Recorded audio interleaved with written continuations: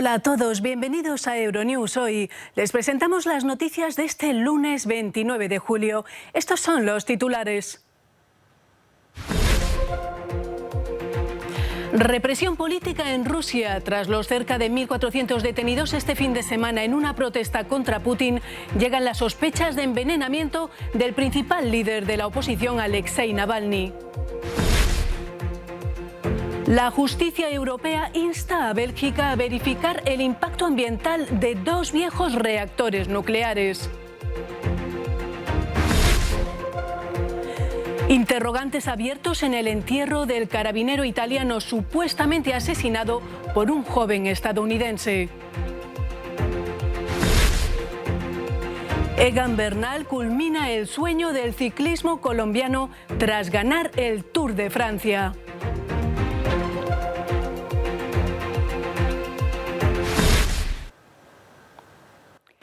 Tras las detenciones masivas este fin de semana durante las protestas anti-Putin en Moscú, el líder opositor Alexei Navalny podría haber sido envenenado en prisión. Los médicos consideran que existe un riesgo para la salud del político. Navalny fue ingresado de urgencia este domingo en un hospital tras ser intoxicado supuestamente con una sustancia química desconocida. Este lunes ha sido trasladado de nuevo al centro de detención. Indignación y más detenciones en Moscú tras el posible envenenamiento del líder opositor ruso Alexei Navalny, quien fue hospitalizado el domingo tras sufrir una reacción alérgica aguda mientras estaba en la cárcel.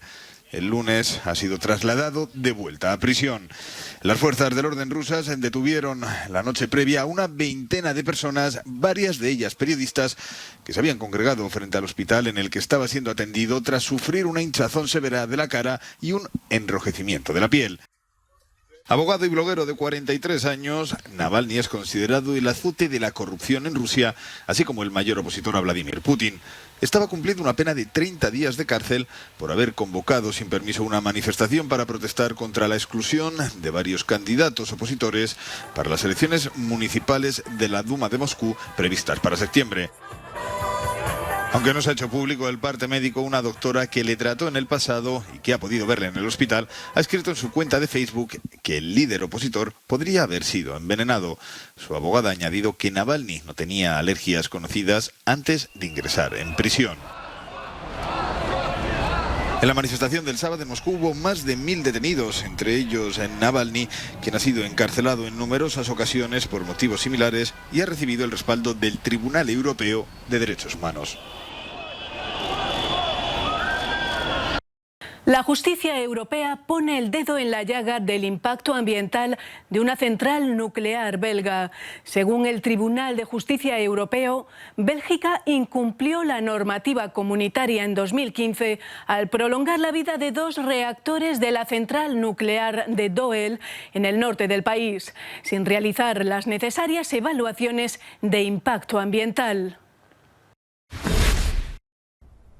El Tribunal de Justicia insta a Bélgica a verificar el impacto ambiental de dos viejos reactores nucleares. El máximo tribunal de la Unión Europea ha amonestado a Bélgica por prolongar la vida de los reactores nucleares Doel 1 y 2 sin haber hecho antes las evaluaciones ambientales previstas por la ley. Decepción entre los ecologistas que denuncian lo que llaman una mafia atómica. El tribunal, con sede en Luxemburgo, asegura que las centrales pueden seguir funcionando pese a todo en caso de amenaza real y grave de interrupción del suministro eléctrico. La central nuclear de Doel lleva más de 45 años funcionando. Está a unos 40 kilómetros de Bruselas. En julio del año pasado, más de 500.000 de personas presentaron una petición de cierre al organismo regulador nuclear belga.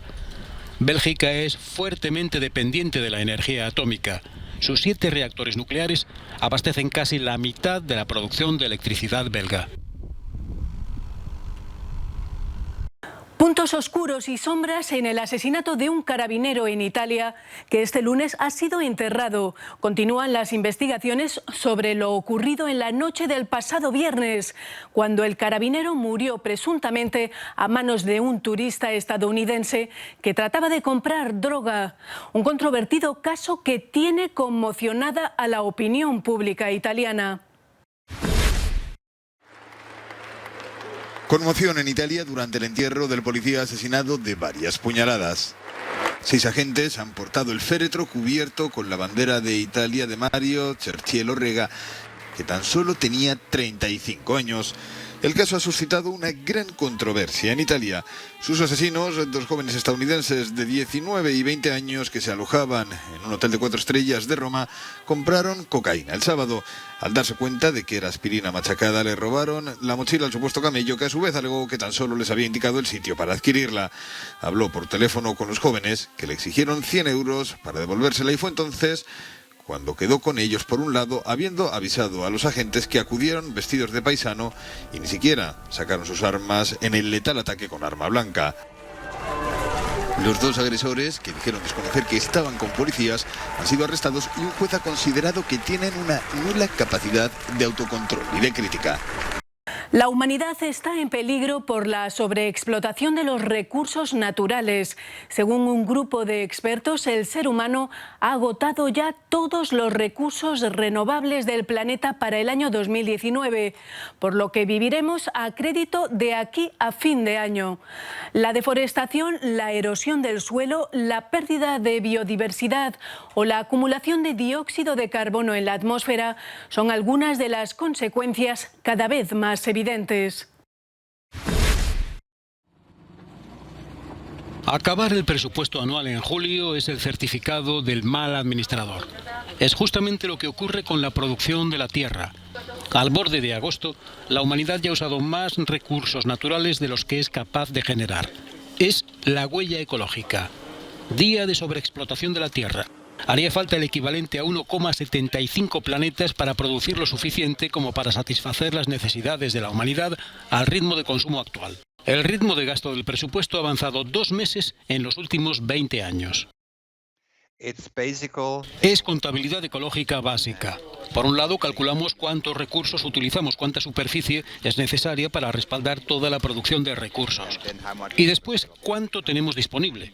Llegamos a la conclusión de que nuestra demanda supera la oferta en aproximadamente un 75%. Es como vivir en 1,75 planetas, pero solo tenemos uno. Agua, materias primas, pesca, aire respirable, terreno cultivable se quedan cortos. La humanidad no llega a fin de mes en conjunto. Las cuentas no salen.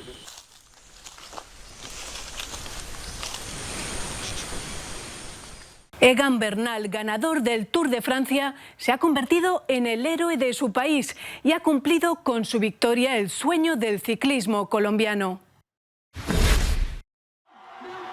La histórica victoria del colombiano Egan Bernal en el Tour de Francia ha desatado la emoción en todo el mundo y la euforia en su país. Bernal hizo historia al convertirse en el primer colombiano en ganar la mítica carrera de las carreras.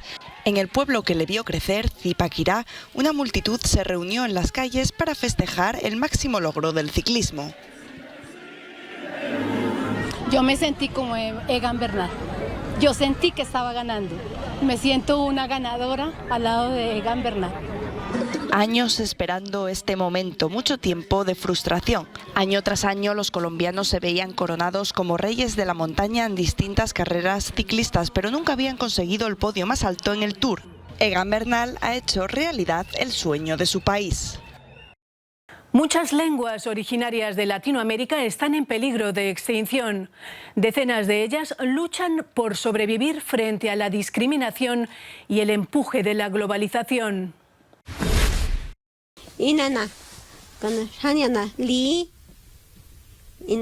Cuando empezamos a ir a la escuela, los maestros nos prohibieron hablar nuestro idioma. Se enfadaron con nosotros porque hablábamos ixcatec. Nos dijeron que no era bueno, que el español era mejor. Un maestro nos golpeó, nos agarró por los brazos y nos dijo que no habláramos ixcatec porque no nos entendía.